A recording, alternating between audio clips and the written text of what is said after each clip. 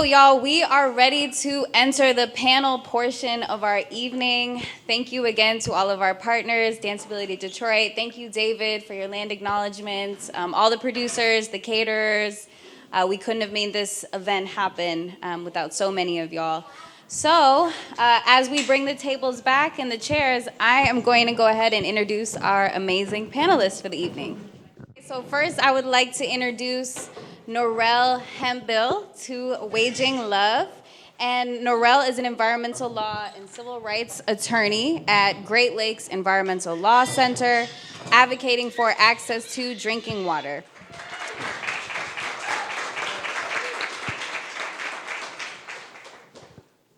Next, I would like to introduce Ahmina Maxey. Ahmina is committed to ensuring that grassroots leadership and expertise is valued and strengthened as we work for transformative and systematic change. With over 15 years of experience working in local and national nonprofits, she's helped to provide capacity building, organizing, and fundraising resources to communities of color combating environmental racism.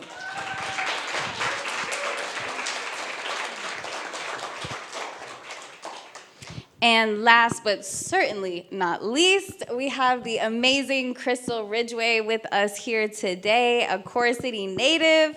Chrystal is born and raised in Detroit on what is fondly called the number streets on Detroit's west side. She graduated from Chadsey High School and completed her bachelor's degree at Georgetown University as a scholar athlete. She's always had a heart for Detroit, her home, and is a staunch supporter no matter wherever her travels take her. She hopes to serve as a voice to what was, moving towards the vast and incredible possibilities of what waits ahead. Thank you so much for joining us, Chrystal.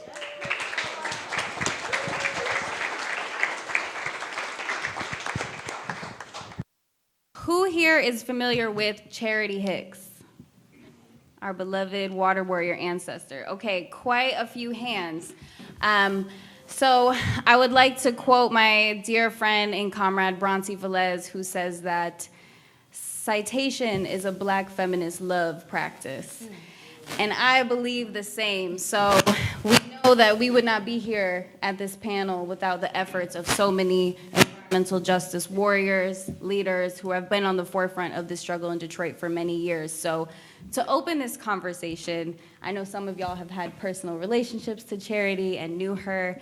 And even if you didn't, I would love if we could open with a testimony on love. What does it mean to wage love? And how is love inspiring your own advocacy and organizing in this moment? I'll start. Can everybody hear me okay? I had the, I didn't meet Sister Charity Hicks, but she's inspired so much in the water movement. In the 90s, she was kind of the canary in the mine, telling us what was coming and what we're now dealing with. My mentor, Monica Lewis Patrick, the water warrior, often speaks of how Charity really activated her. In Michigan, I'm not sure if you know, but if you don't have running water for 72 hours, you're at risk of losing your child. This was often used to separate the most vulnerable Black women from their children. So that was really one of the things that catapulted everyone in this moment, and really spread the message of water affordability and showed us the climate that we were interacting with. So I would say, for me, I've had the pleasure of interacting with a lot of good friends of Sister Charity's. And one of the things that I like, one of her sayings that I'm most fond of is the reward for good work is more work. So I thank her for her spirit of love and belovedness and to be in this space because of her work. So I used to work at the East Michigan Environmental Action Council. That's what got me down my whole, anti-incineration, zero waste pathway for almost. Can we speak closer to the mic? Sure, yeah. So when I was thinking about that this is called the Love Building and that they folks like dedicated this first talk as a wage love, it really, like in my mind, I like legit pictured Charity in like her like the one outfit, the like teal one with the like that one, and her standing up and talking and just she really exuded love. She was like, it was true. I know this is because like Charity has such a huge legacy and worked alongside so many people. And so when I think about what wage love means, I think it's really about being and showing up as your authentic self. And in being able to do that, I think in this work is a privilege and a blessing, especially in this country. And it also like, I also think of Mama Lila Cabell, and I know Joanne Watson, who recently passed away, all water warriors. But for me, what love means in this work and the advocacy is really doing work that comes from the heart. And during the times where it's like really hard, it's just leaning on our ancestors to keep us going. So that's how it feels for me. So with you asking just what waging love means to me and being from Detroit and this is home, waging love, when I hear that statement, I think of waging war, right?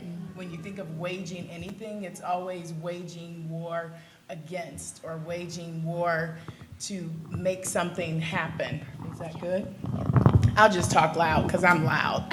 So, but when you think about waging love, you have to be just as intentional in waging war. And I feel like there's a war waged against love.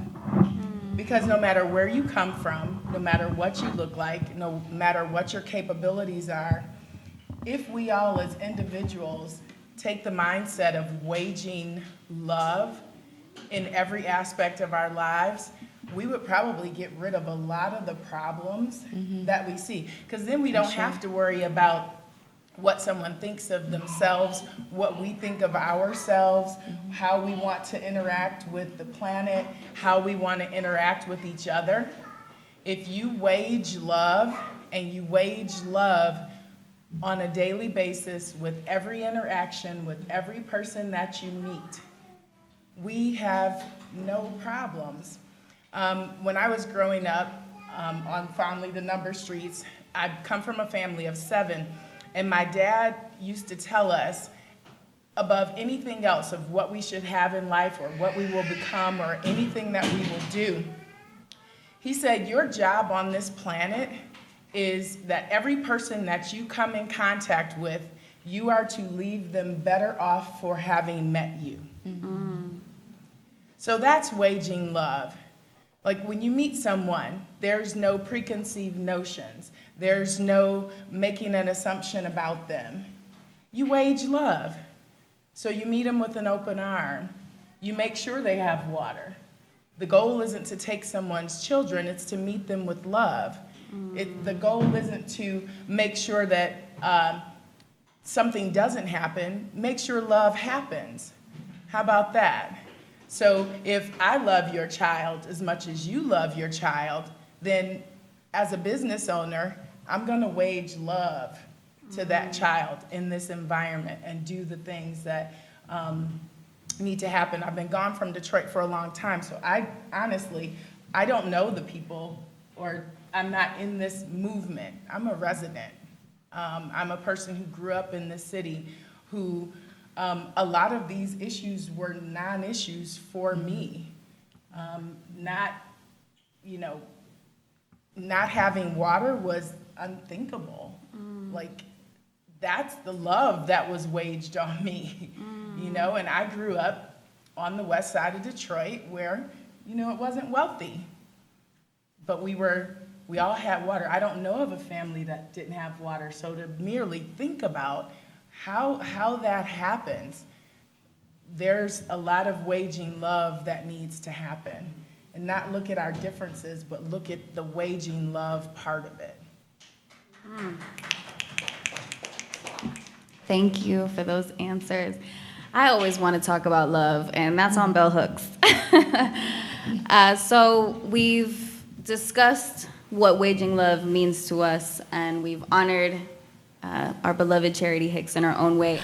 Looking towards the future, what are some visions that y'all as panelists can offer for what success looks like in our environmental and climate justice movements?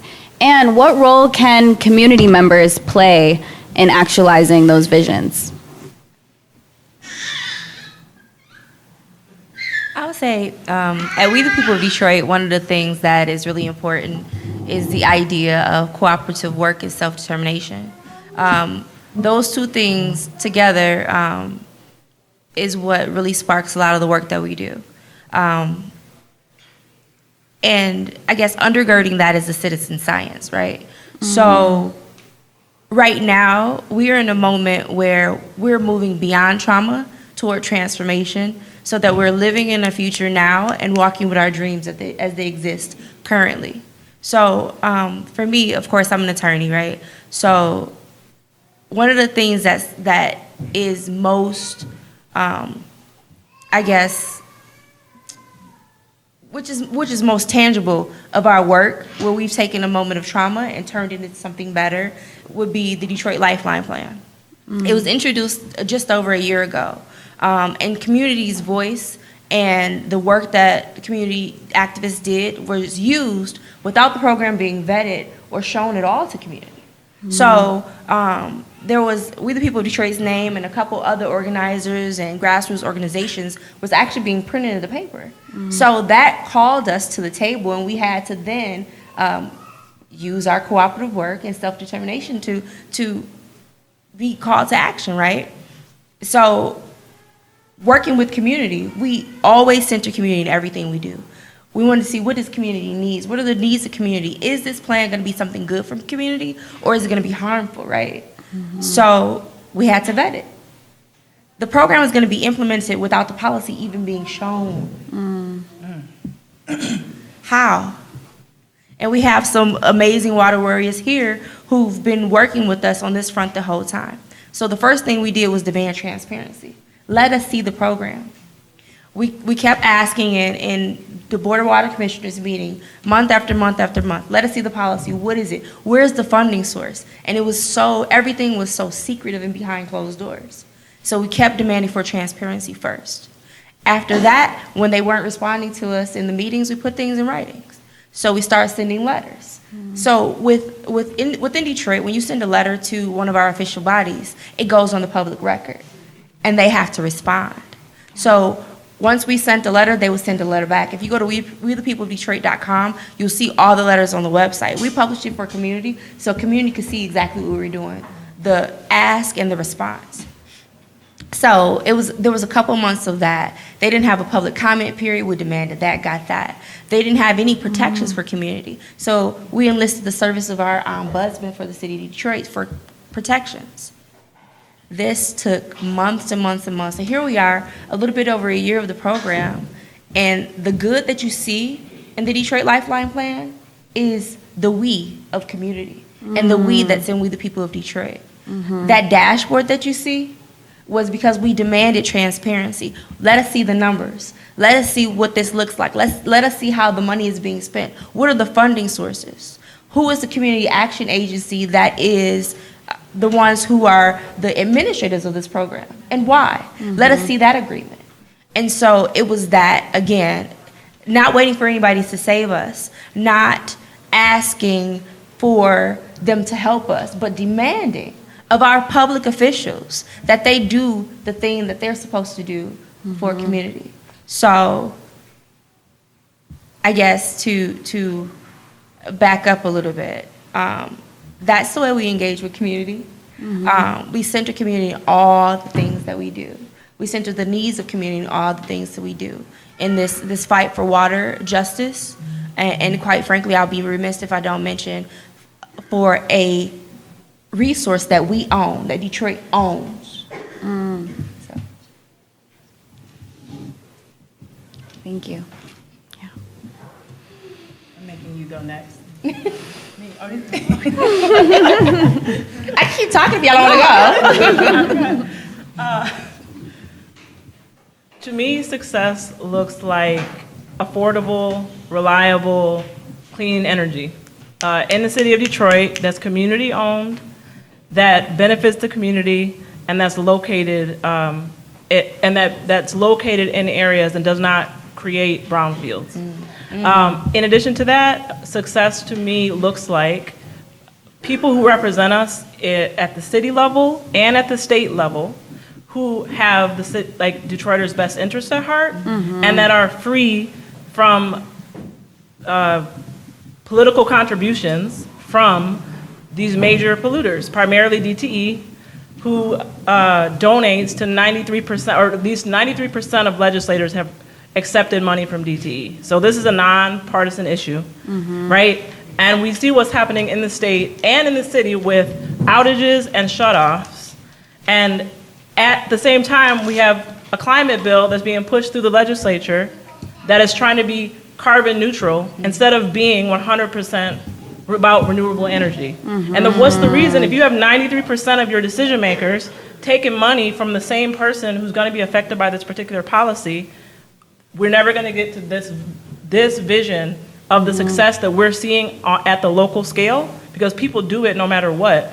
But at the state level, where we can get money from the state, we can get money from the city to do it in a real and systemic way. So I think that success looks like it looks like no matter what you look like, no matter where you live, you have access to clean air, clean water, and clean land, and that your vote and your voice is not being co-opted by somebody who may look like you, may be the same color, but is not actually representing you.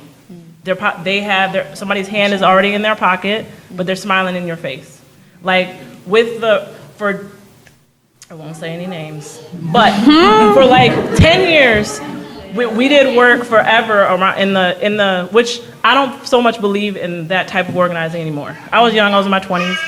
I did a lot of work, anti-incinerator work, to shut down the incinerator that used to be at I-94 and I-75. It took me all over the world. I'm grateful for it. But I don't believe in point source fights anymore. The world has changed. Now we can talk at the state level. We can talk systemically, because if you close down one, the next one's going to open up across the street. And so the way to move towards success is to really be about cumulative impacts, Bill, not the one facility, the 10 that are in the neighborhood, because right now that's how they look at it. Like it's in the middle of a field and there's nothing around it. It's about success is getting out of this name recognition, oh, you gave me, I don't even know, what's the slightest thing that an elected official can give a community, and then all of a sudden, they're like in the bee's knees. When we would have folks come into and we would talk to them about, this is what's going on in the neighborhood around the incinerator. This is what folks have been dealing with for 30 years. They would say to the community in their face, oh, we hear you, I'm for you, I got you. And then you come back later and they'd be meeting with whatever, Covanta or whoever it was at the time. And so I think it's having that political power is really important, and I could go on, so I'll stop. But that's, I think, is key. Yes, thank you. So what does an environmentally just look like? Is that me? Am I doing something wrong? An environmentally just Detroit, what does that look like? So the gentleman who opened the remarks, he David said that if you want to know what the road looks like, ask the person who's coming back. So I feel like, and this is just Chrystal, that there's a lot of change and a lot of things happening in Detroit, but they aren't asking the people who have come back up the road. Ask the people who were here, who lived here 60 years ago, 70 years ago.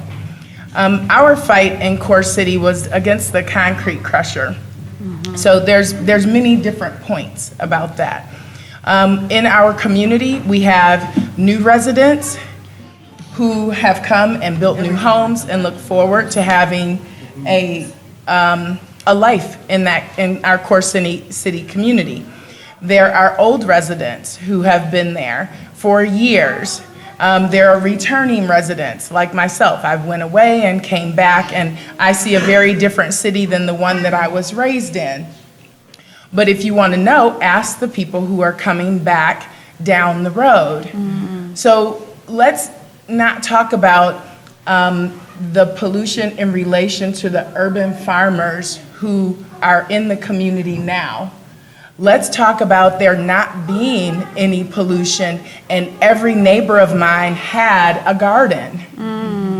That we didn't have to worry about if we had onions or collard greens or mustard greens or tomatoes of all kinds of varieties and heirlooms, because I can get them out of Mr. Spratt's garden, which was behind my house and 2 doors down. I could go and pick muscadine grapes off of my grandmother's fence. So it's not about this whole new innovative place of Detroit. Talk to the people who have been here and watch the marathon plant open. Talk to the people. These things, like you said, these things are not new. Detroit is a place for every person, every nationality, every ethnic group, because we always have been. This is nothing new. I went to school with Russian kids, Polish kids, Spanish kids, well, kids from Mexico or wherever. There's no such thing as Spanish is a language, I know. But you have all of us as a community.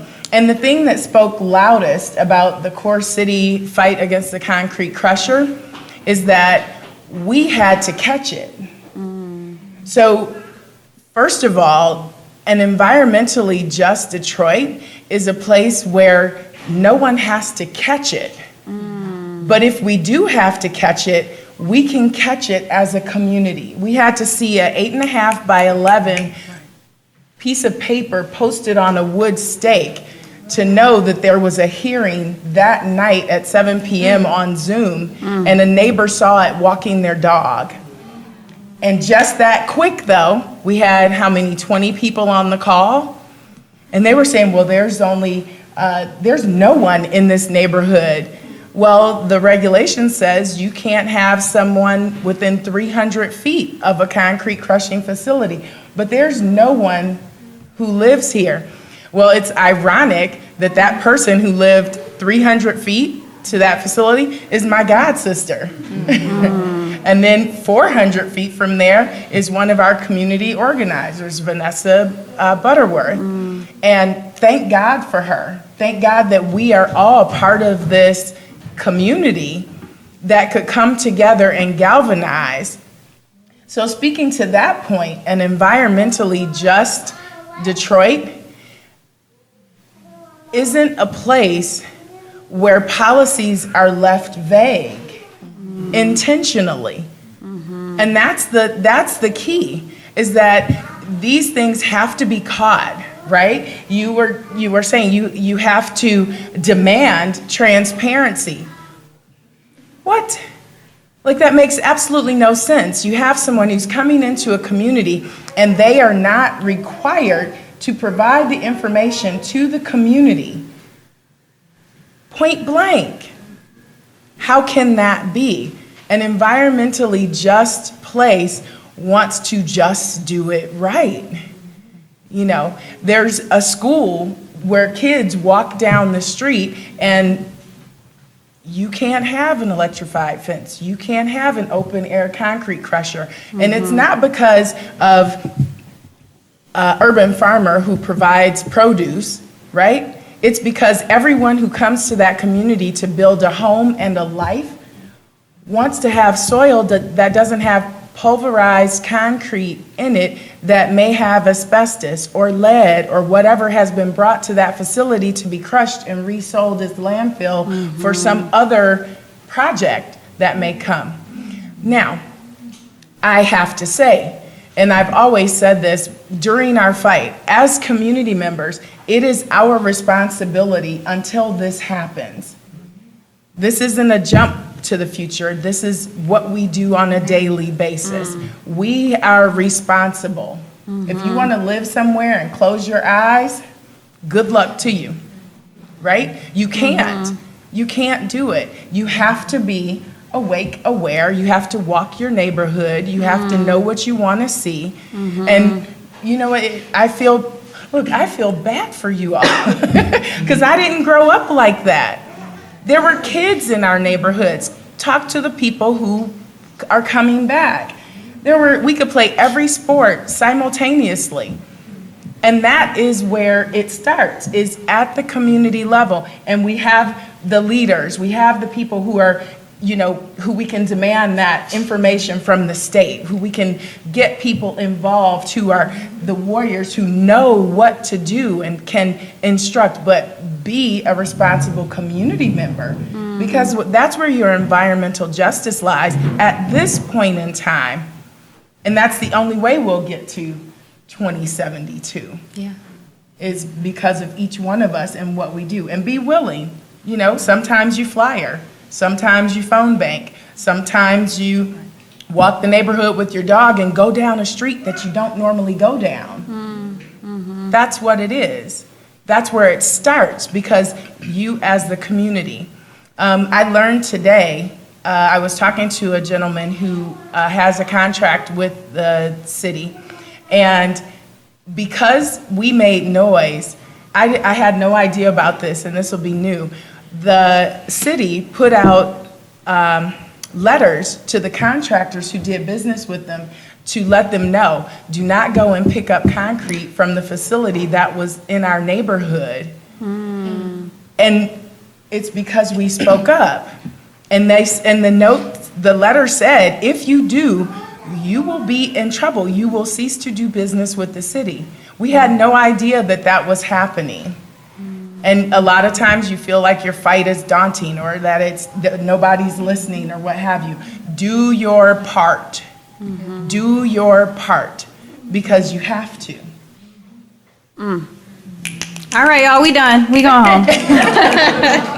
Sorry. That was beautiful. And we've discussed our vision looking forward, and I really appreciate your orientation towards our past, and looking towards what an environmentally just Detroit used to look like as a blueprint for our future.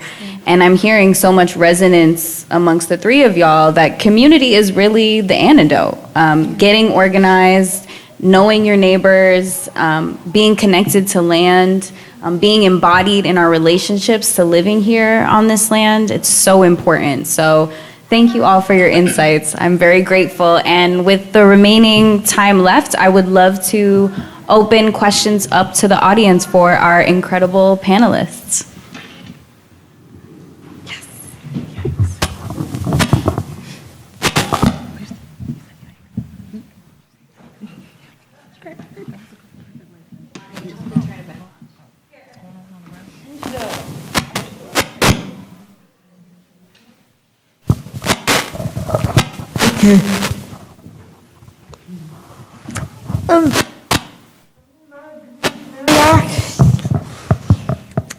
I grew up in this area, and I can tell you stories that my late grandmother taught me. She said, always speak up and always know when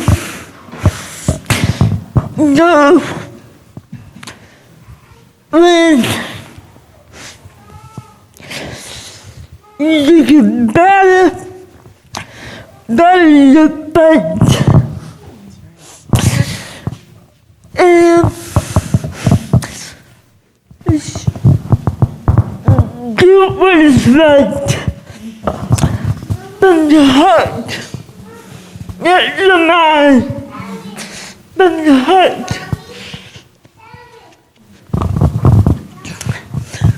Because we all need each other, even though you may not like the person, but respect each other.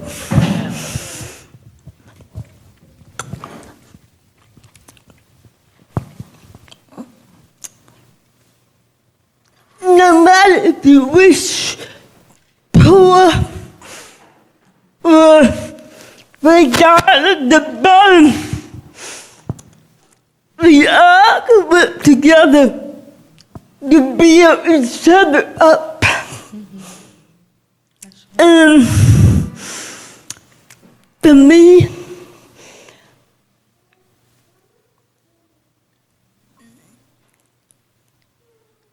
I have been fighting so hard since age 13.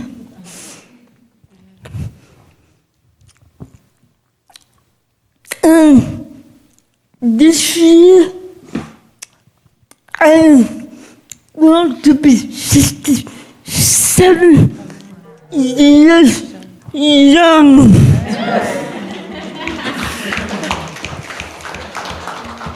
In November. And my question to all three of you is, who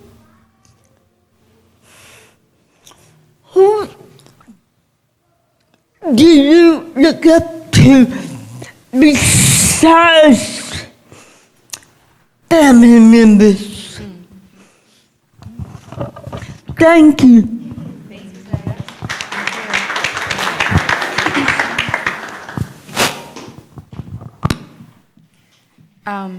This is an easy question for me. Of course, I always stop. I'm sorry. It still is weird to say the late Reverend Dr. Joanne Watson. We called her Mother Watson. She is the reason why I do this work. She co-authored the first water affordability legislation in the entire nation with the late, great Mary Ann Mahaffey. So I always have to raise her and thank her. And I'm honored to have the time that I had to learn from her and, to be with her on this side. And of course, my mentor, Monica Lewis Patrick, the water warrior. She's fearless. She's fearless, honest, true, and committed to community. We center community in everything that we do unapologetically. When it doesn't look like that's the way it's supposed to be, we call it so. We speak truth to power, and we believe that where there are people, there's always power. So, Mother Watson always said, deputize yourself. That nobody's coming to save little poor black women in Detroit. You have all the things that you need to save yourselves. So we don't wait for anybody to parachute in. We don't wait for permission. We don't wait for a door or, for somebody to offer us something. We make demands. Power never conceded anything without a demand. Never has and it never will.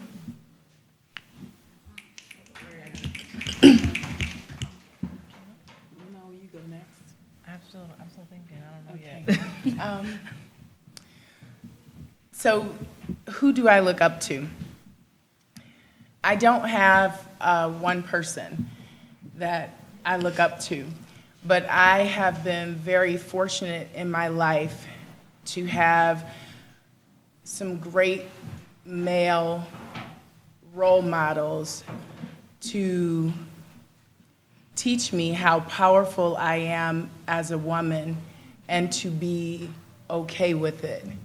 And to know that anyone who isn't okay with it, so what? The first, she said, not your family members, but the first being my father. And my father was a man who graduated from high school and he wasn't a man of many words, but I was blessed to have him and have some really good conversations that lasted about 5 seconds every time, because he was straight to the point, you know? And his advice, it sticks with me today. I can tell you many, many things that I learned from him, and it was really quick. One of the funny ones is I asked him, "Daddy, how do you know if a man loves you?" He said, "It's if he spends his time and his money with you. If he gives you his time and not his money, he don't love you. If he gives you his money and not his time, he don't love you." 5 seconds. But he was also a protector. I couldn't go on a date without giving the guy's license plate, phone number, this, that, and the other. And they had to do it before I left home. But what that did is, as a woman, it gave me the power to say no to anything that I did not want to do. And they had to be okay with it. And I didn't even realize it, but it let them know that Booker T knew where you lived. So you had to bring his child home. I had some amazing coaches who were in high school, track coaches, Charles Spann, basketball coaches, and they always respected us as ladies. My head coach in high school was a woman, Peggy Brown, but we always had 3 other male coaches, and we were known as the Lady Explorers. And and this may sound antiquated at this point, but she always made us wear dresses or skirts on game days. She said, because you're ladies, right? It's in today's society, it sounds odd, but she was teaching us to be okay in our femininity, and we were going on the court and we were going to win. And if that meant elbowing somebody in their eye to get a rebound or diving on the floor to get a loose ball, that you were okay with it. And then afterwards, you go shower and you put your skirt back on. But those male coaches were also there to let us know that it was okay, and we're going to teach you that toughness, that part of you that said, it's okay for me to be exactly who I am and be comfortable with it. So whether you wear a skirt or a dress on game day or not, you're comfortable with your abilities of who you are and the tasks that you need to carry out. So the last tribute is my 4 brothers. And these are the cats who would hold me down and dangle spit over my face, or they would shove my head under their arm and give me a musty head after football practice. But I know, and it was awful, because you know the whole black hair thing, you had to wash your hair after that. But the thing that they taught me was that until I could jump from roof to roof going down the alley, I had to run down the alley. It didn't stop me from going. They never stopped me from going, but I had to keep up.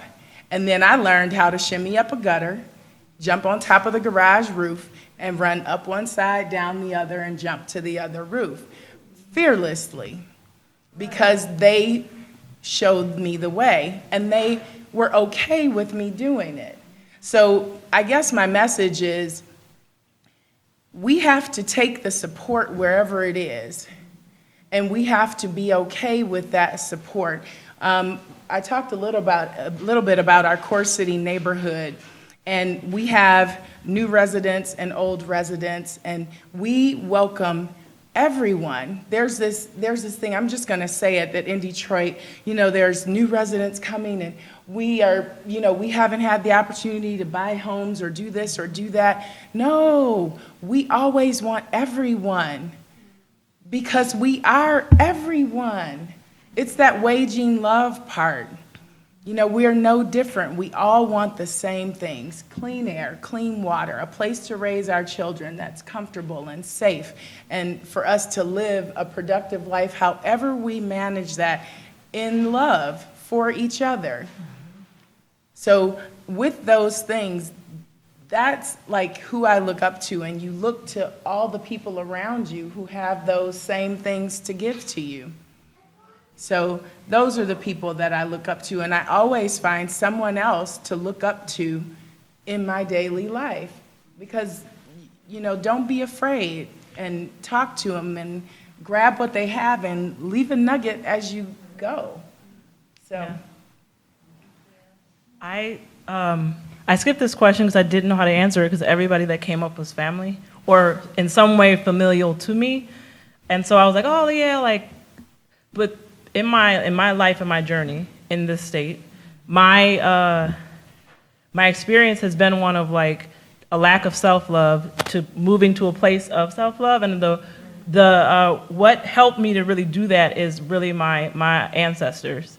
And my family on both my sides, on my mom and dad's sides, both my grandmas are short, stout, super fair, like super strong, dynamic as black women. And then my grandfathers are tall, dark, chocolate, deep from the South, black men. And both of my grandmothers are descended from Canada. And so I just recently went to, in Buxton, Ontario, they had a 100th homecoming of folks who were descendants from slaves who had escaped through Michigan, as well as folks who escaped through Pennsylvania. And I hadn't been to so this is a 100th anniversary. That means they had their first homecoming back in like 1923. And there were like hundreds and hundreds of black people in the middle of nowhere in this like cornfield in Ontario. And I was like, okay. But both of my grandmothers were really strong and very fierce. My one grandmother was a Garveyite for the Marcus Garveys, and from her, it really taught me to show up. At the time of the rebellion here in Detroit, she was already in jail because she had gone down to the YMCA to like do a writing retreat for herself, and they thought she was a white lady on the phone, and she got down there and they like basically were like, you can't have it anymore. So she showed out, and got put in a little cell. So they had her over in a corner over here and so like, I used to try to like, you know, listen to advice of some folks in the black community have this philosophy, keep your head down. Like, that's just not my way. And if you're trying to fit yourself in a box that doesn't fit, it really doesn't work. So I have more of my grandmother's energy, which is like, my top's I'm gonna boil and kind of blow up. And so, but once I just accepted who I was and tried to honor who I was, trying to fit everybody else's version of who they thought I should be, that just really helped me. And so I really just, when I was there over Labor Day weekend in Canada, I just thought, damn, like, have come all the way out here, wherever this place is, that nobody really lives there anymore. They all came back. It really is the middle of nowhere. That had to take some strength. How hard was that journey to get there, as well as on my grandfather's side? What did they have to do to come up from the South, to settle in Detroit, to be here? And so for me, it really is my family, my ancestors, my lineage, and I feel like I'm learning and growing every day. And we had a really good conversation on the couch out there, just about being yourself, wherever you are in life, and not judging yourself. And anyway, that's where I'll leave it. Thank you for the really good question. Can I say one more thing? I'm sorry. Listening to these two amazing, brilliant women talk reminded me of something that I failed to mention about Mom Monica. Her genius and brilliance has really, I would say, led We the People of Detroit. But again, we operate in the we. So I have been just overwhelmingly honored to not only be mentored by her, but also be mentored by Mama Cecily McClellan, Mama Deborah Taylor. One of the things that most people don't know, and I say it as much as I can, is that Deborah Taylor is the reason why you know about the Flint water crisis. Did y'all know that? She's the reason. She wrecked her car like twice driving back and forth in the winter. She found out, because I'm originally from Flint, she's originally from Flint. She found out that they were having issues with water. They were going down to city council. We know the story, right? She was like, how do we illuminate this? How do we tell people the story? And she decided not to show the trauma and the pain of it, but to show that the people are here. So they had a celebration. And so that's, again, the genius of We the People of Detroit, to go not sit in your trauma in the moment, but to transform it and make it something beautiful. They also bought a house on the east side in East English Village. And over there, it floods a lot. And so what they're working on right now is making an outside classroom that does green stormwater infrastructure and flood remediation. Not only to make the property that We the People of Detroit owns better, but to also show the neighbors how they can protect their property, because we know, obviously, climate change and the things that are happening and all the things, as I say, you know, the stormwater, the fires, all of the things that are happening that are affecting that. So I heard Mr. Brown say at a DWSD meeting that we're holding water in our basements, right? And we are. So across the city of Detroit, our basements are flooding. So not only to improve their property, but to show others in the neighborhood how they too can protect their assets and guard their property. That's the genius, that legacy of genius that I come from. And I'm sorry to take up so much time and space with that, but these are the women that I'm inspired by. So, you know, not only am I inspired, but if I don't feel like finishing an ordinance or reading through, we're working on Michigan legislation right now to codify the human rights of water. If there's another legislative draft that comes out and it's, you know, I got a lot of other things on my to-do list, I don't feel like reading this 8-page document to find out what are the nuanced changes of it. I think about them. I think about that body of work. I think about how Mama Cecily McClellan operationalized the first water assistance program in the nation. And I get to call her to get her to advise me on how to write things. So, you know, when you talk about being inspired, it's really those women who lift me, not even me trying to climb, who lift me on their shoulders, you know, and teach me all that they know. Thank you all so much. Oh, we have, all right, y'all, so it's 8:30. I want to honor everyone's time. That was so beautiful. Thank you, panelists. Do you have capacity for one more question, or are we ready to wrap it up? Sure, yeah. All right, one more question.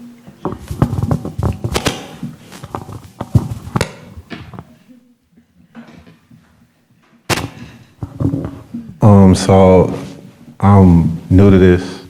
I came because I saw it on Imani's page, and it was interesting to me. So, I get what you all are trying to do and understand it 100%. Do you all have any engagement with like the private sector, with like emerging companies in Detroit that are doing things with the environment? For instance, there's a young man named Darren Riley who has a company called Just Air, who's putting up air monitors around for air pollution. And I just feel like because he's getting so much attention, because what he's doing is a good thing, but it's also good for business, private sector. So for things like this, in order to get the most traction and to be able to do the most good, there has to be some like tie with the private sector and people that make a lot of money backing the people who are on the ground, and so you all can do the things you do.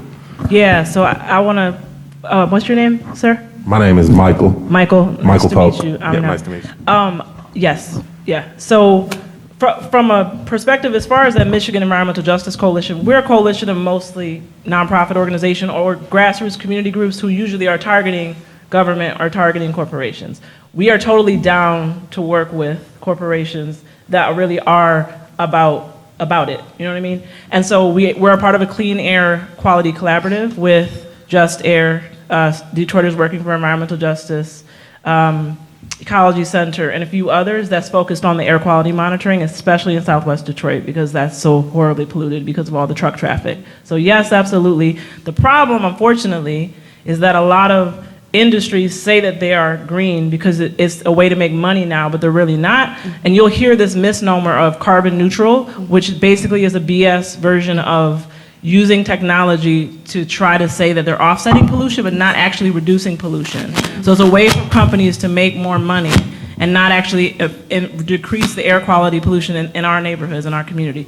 I know we don't have much time, but there's someone in the room, if they feel comfortable to talk, who actually does a lot of very much work with the private sector, but also focusing on how can we decrease carbon in our buildings to ensure, and I can just say hey, and just to recognize the great work that Marnice Jackson does with the Yes, Midwest Marnice! Decarbonization Coalition. And they do a lot of work. That's what that takes. Because you look at buildings, a lot of buildings are owned by the private sector and the public sector, so that takes work with that. And so I think that there's really great coalitions in addition to MEJC that do that work. So that will be my answer. But I will say, like, a good vast majority of green stuff is BS. Yeah. So We the People Detroit has a lot of different, iterations of coalitions and tables that we work at. Right now, we have a bottom-up approach to our work, right? So a lot of our work is done with community. We center community in everything we do. One of the interesting things, the place where I like to spend the most of my time is with the youth group. So I volunteer mostly there. But with that youth group, again, coming from trauma to transformation, we're building youth leaders in the water space now, who are all engaged in speaking and using their power now, their power and agency now. We're not building future leaders, we're building now leaders. And they're showing up as now leaders unapologetically in their blackness, unapologetically in their womanness, or whatever otherness, because we have young men as well. And we will continue to partner where it makes sense, those who are not doing harm to community. But specific partnerships, our specific partnership is honestly the community and the people. And I don't ever see the organization going beyond that, because it'll run afoul of everything that we believe in.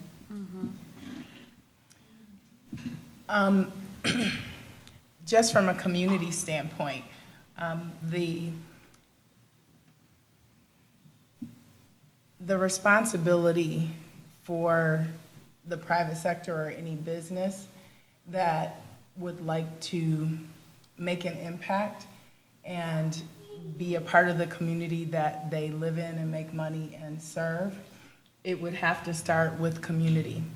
Our fight with the concrete crusher, let me say this, there's going to be many of these fights across the city of Detroit.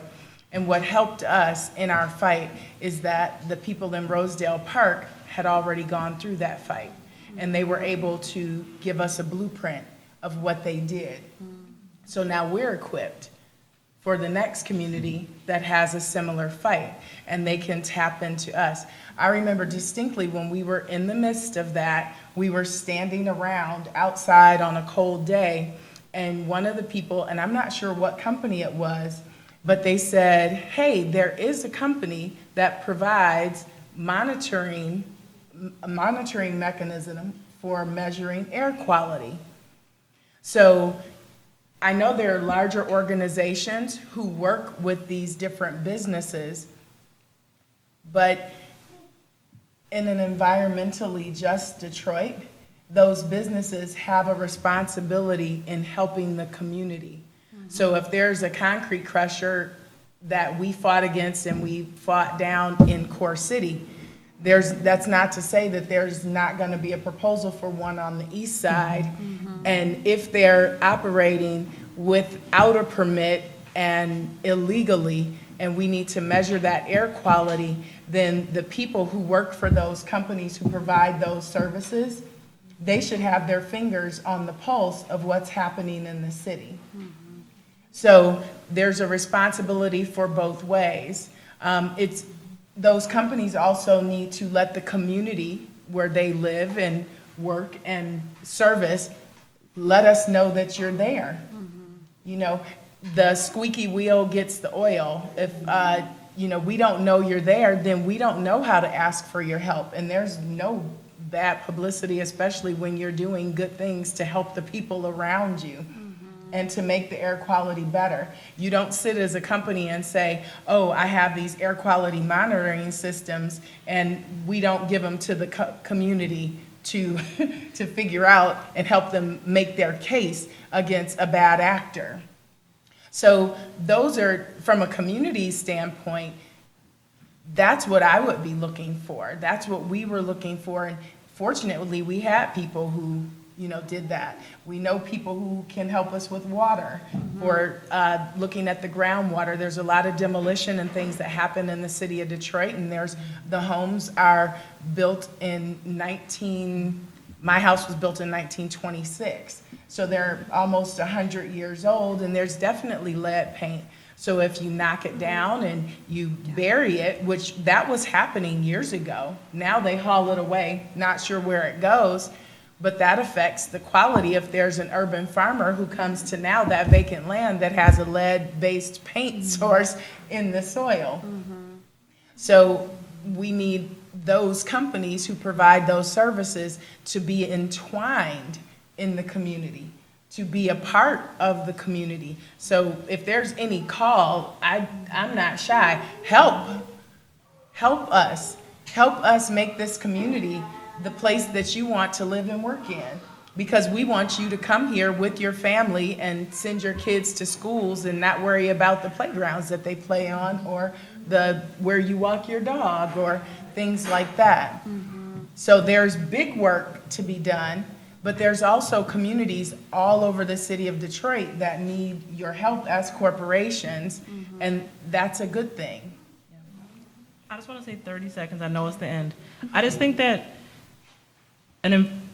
Detroit will change and is changing once the city stops subsidizing the pollution, the inequity, and the injustice of the rest of the state. As long as the city continues to basically be the dumping ground for the comfort for folks who live in the rest of the country, you talk about the water, you talk about the trash, you talk about the energy, you talk about, and not just Detroit, but Dearborn, all these, Hamtramck, all these cities.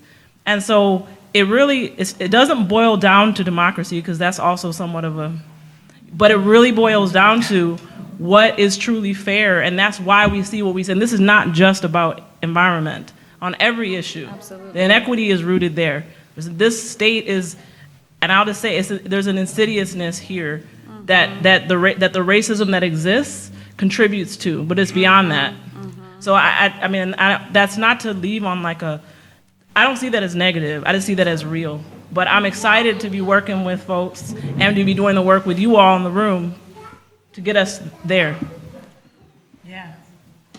I feel compelled after Ahmina said that to call everybody to action. And again, to lift Mother Watson in the room and tell you all to deputize yourselves. Yes. You know, don't wait for anybody to tell you what to do. You do it now. And one of the things you can do right now in real time, we're working with Senator Chang to work on legislation for the codification of affordable water across Michigan.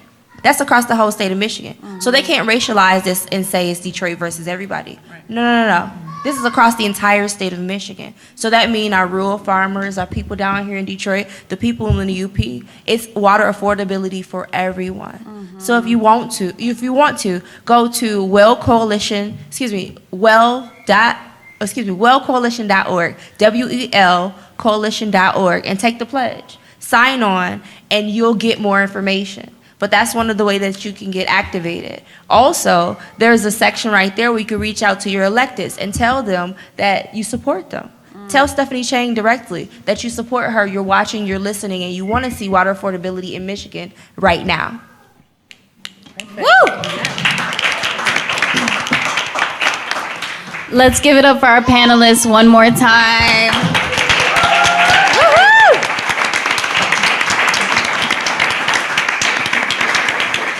Thank you all so much for being here tonight. Thank you to our amazing interpreters, to all the producers, to Kari from Detroit is Different, to Nourish Ramen for feeding us.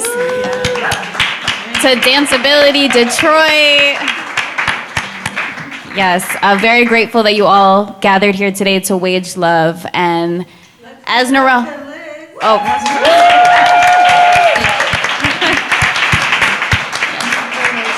thank you. And please stay updated with everyone's amazing work with We the People of Detroit, Michigan Environmental Justice Coalition, and Core City Strong. Thank y'all so much.